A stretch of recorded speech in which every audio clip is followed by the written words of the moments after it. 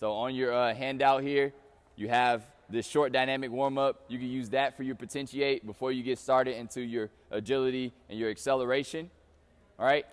For our agility / change of direction here, we chose to teach first and then apply what we just taught, what we just learned.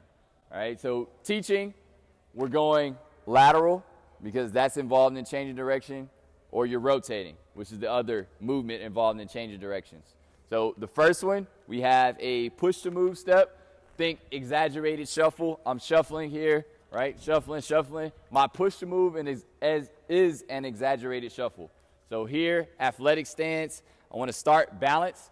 Feet not too close, not too far out here. Athletic stance. I'm pushing away, getting out as far as I can, right? I always want to land with my feet right under me.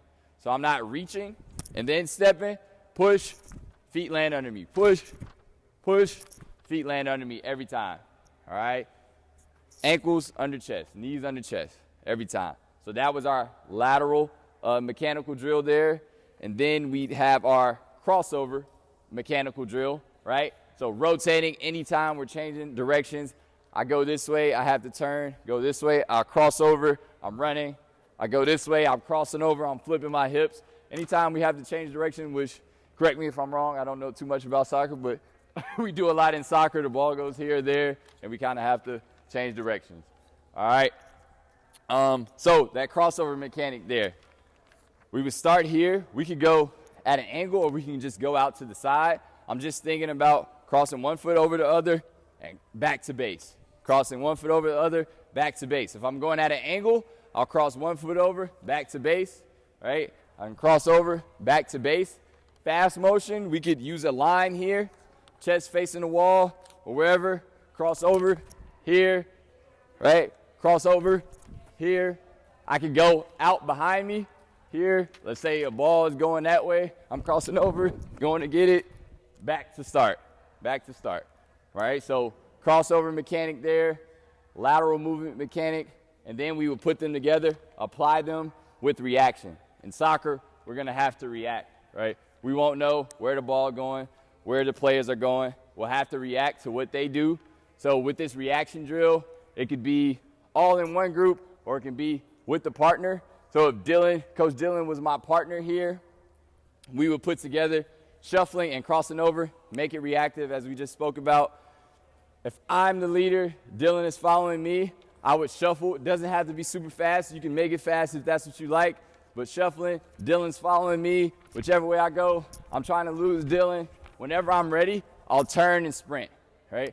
We don't have to make this really technical for the athletes. You don't have to tell them to cross over. It'll just happen naturally. Maybe when you're doing the teaching, but once we get to the applied, we want it to just happen naturally. So we're mirroring each other, or he's mirroring me. Whenever I'm ready, I'm turning and I'm sprinting, trying to get to 10 yards away before he does, trying to knock over a cone, knock over or grab a ball before he does. So you can make it fun however you like.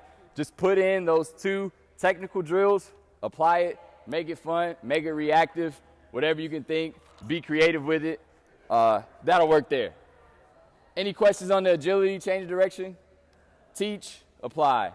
Teach 2 drills, and then we'll apply it with the game, make it reactive. Alrighty, moving into our acceleration here. We had a 3-part model where you wanted to control, right? You wanted to produce in the right postures and angles, and you wanted to redirect energy in the right postures and angles. So the control, we're using the ground as a constraint to help us get into the correct position. So our ground starts. I'm going to come up from the ground. I'm in that 45-degree angle that we want to be in for acceleration. And from here, I'm sprinting forward. All right? As long as we don't, from the ground here, stand up and then start running, right? We want to, from the ground, go straight forward. Not up first, push forward. Throw yourself forward, right? With that ground start. So again, we're using the ground to help us control what we're doing. The next one, produce. We'll be kneeling, knee in line with my heel here. So one line across, not one straight line, one line across, knee in line with my heel, right? I can start opposite arm, opposite leg here. From here, I want to just explode out. So I'm producing force. Explosively out, from here, go. Producing force, hitting back behind me, going forward, right? Producing force there. I'm still able to throw myself forward, hit that 45-degree angle, make sure I'm hitting back behind me. My shin, my torso angles are matching. So good technical drill there. Lastly, we have our jump back starts. So now I want to redirect energy. Absorb energy, redirect, right? If I'm using this paper here, I jump back behind the paper, redirect, and I'm out, right? Jump back, sprint out. Jump back, sprint out. We had a few really good questions from the last group about how this applies to soccer, or how does this help in soccer.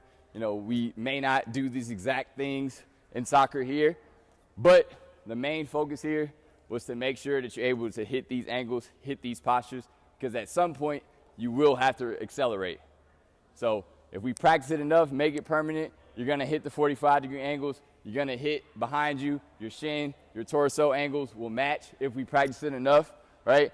At some point, you're going to have to cut and absorb energy and redirect energy, right? So all these principles, maybe not be super specific here as we have them, but you can make it more specific, and you'll have to do all of these. You're going to have to produce force laterally. You're going to have to produce force rotationally, and that's kind of the model we use here. That's why we can be successful without having the sport-specific drills and coaches and things like that, right? Because you can use all this in your sport. You're going to have to produce force, control force, redirect force, multi-directional and linearly. Cool? All right. That was real quick. Tried to get you done quick. Any questions on any of that? Nope. Awesome. All right. Well, we'll wait for that group to finish.